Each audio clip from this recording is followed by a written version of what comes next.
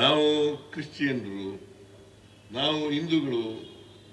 ನನ್ನನ್ನು ಕೂಡ ಬಹಳ ಜನ ಹೇಳ್ತಾರೆ, ಸಿದ್ದರಾಮಯ್ಯ ಮುಸಲ್ಮಾನರನ್ನ ಓಲೈಸ್ತಾರೆ, ಕ್ರಿಶ್ಚಿಯನ್ರನ್ನ ಓಲೈಸ್ತಾರೆ, ಹಿಂದೂಗಳನ್ನ ವಿರೋಧ ಮಾಡ್ತಾರೆ. ನಾವು ಯಾರನ್ನು ವಿರೋಧ ಮಾಡಲ್ಲ. ಹೇಗೆ ಹಿಂದೂಗಳನ್ನು ಪ್ರೀತಿಸ್ತೇನೋ ಅದೇ ರೀತಿ ಕ್ರೈಸ್ತರನ್ನು ಪ್ರೀತಿಸ್ತೇನೆ, ಅದೇ ರೀತಿ ಮುಸ್ಲಿಮರನ್ನು ಪ್ರೀತಿಸ್ತೇನೆ, ಅದೇ ರೀತಿ ಜೈನರನ್ನು ಪ್ರೀತಿಸ್ತೇನೆ, ಅದೇ ರೀತಿ ಬೌದ್ಧರನ್ನು ಪ್ರೀತಿಸ್ತೇನೆ.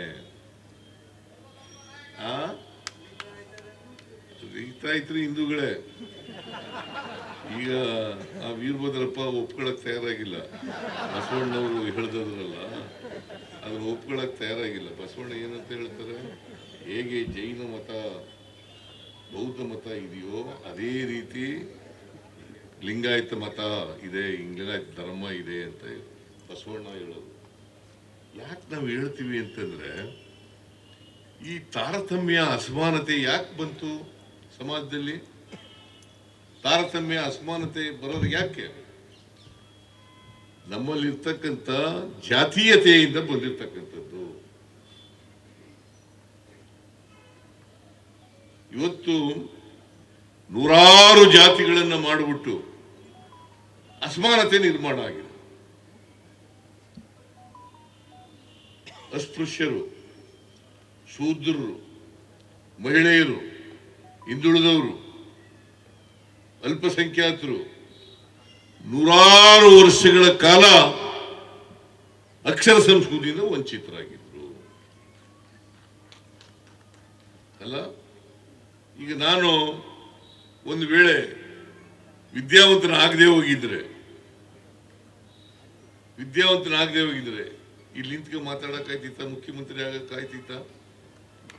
ನಮ್ಮಪ್ಪ ಏನ್ ಮಾಡಿದ, ಎಷ್ಟು ಜನ ಗೊತ್ತಿದೆಯೋ ಗೊತ್ತಿಲ್ಲ, ನಮ್ಮಪ್ಪ ನನಗೆ ವೀರ ಮಕ್ಕಳು ಕುಣಿತಕ್ಕೆ ಸೇರಿಸ್ಬಿಟ್ಟಿದ್ದ.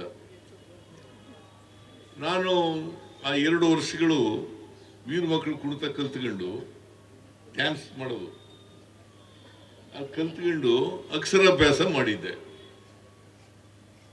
ಆಮೇಲೆ ಬಿಟ್ಟೋಯ್ತು ಅದು 2 ವರ್ಷಕ್ಕೆ ನಿಲ್ಲಿಸ್ಬಿಟ್ಟ ಅವನು. ಆಮೇಲೆ ನಾನು ಊರಿನಲ್ಲಿ ಎಮ್ಮೆ ಮೇಯಿಸಕ್ಕೆ ಶುರು ಮಾಡ್ಕೊಂಡ್ಬಿಟ್ಟಿದ್ದೆ. ಎಮ್ಮೆಗಳು ಮೇಯಿಸೋದು ನಮ್ಮ ಊರಿನಲ್ಲಿ, ನಮ್ಮ ಮನೆಯಲ್ಲಿ ಎಮ್ಮೆಗಳಿದ್ದು, ಆ ಎಮ್ಮೆ ಮೇಯಿಸ್ಕೊಂಡು ಇರ್ತಿದ್ದೆ. ರಾಜಪ್ಪನ ಮೇಷ್ಟ್ರು ಬಂದರು.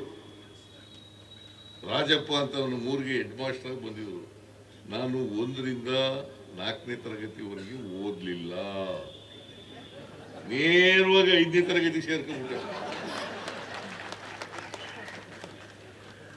ಕನ್ನಡ ಚೆನ್ನಾಗಿ ಗೊತ್ತಿದ್ದರಿಂದ ಆ 2 ವರ್ಷದಲ್ಲಿ ನನಗೆ ಅಕ್ಷರ ಮರಳಿನಲ್ಲಿ ಅಕ್ಷರ ಕಲಿಸಿದ್ರು. ಮರಳಿನ ಮೇಲೆ ವೀರ ಮಕ್ಕಳು ಕುಣಿತ ಕಲಿತಿದ್ದಿಲ್ಲ, ಆಗ ಮರಳಿನಲ್ಲಿ ಅಕ್ಷರಾಭ್ಯಾಸ ಮಾಡಿಸಿದ್ರು. ಸೊ ಹಾಗಾಗಿ ನಾನು ಕನ್ನಡ ಚೆನ್ನಾಗಿ ಓದೋದು, ಬರೆಯೋದು, ಲೆಕ್ಕ ಮಾಡೋದು, ಕೂಡೋದು, ಕಳಿಯೋದು, ಗುಣಾಕಾರ, ಭಾಗಾಕಾರ ಅವೆಲ್ಲ ಕಲ್ತ್ಕೊಂಡ್ಬಿಟ್ಟಿದ್ದೆ.